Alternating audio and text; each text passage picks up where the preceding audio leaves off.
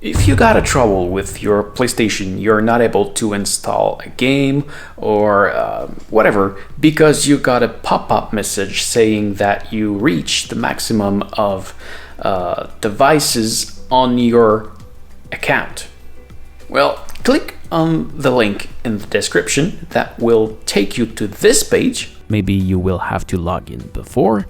And the section that we want to go is inside device management, but because you click on the link, you're probably already inside that section, and you will want to come in that part, PlayStation system. Actually, you can see I have only one.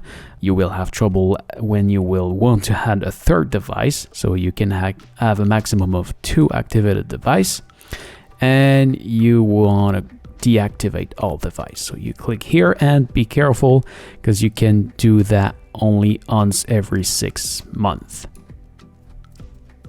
So yeah, you just have to click on yes and all your device will be disconnected, which will leave free space for the device you want to use.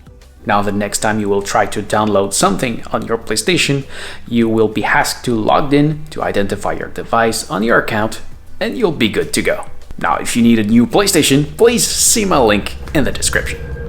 So this is it. Thank you for watching. I hope it helps. If yes, please make a thumbs up. If you have any question, please ask in the comment below. I may simply answer you or even maybe make a video just for you. So don't forget to subscribe, and what you do see back there is from my main channel, so please come take a look at this right there. Thank you for watching again.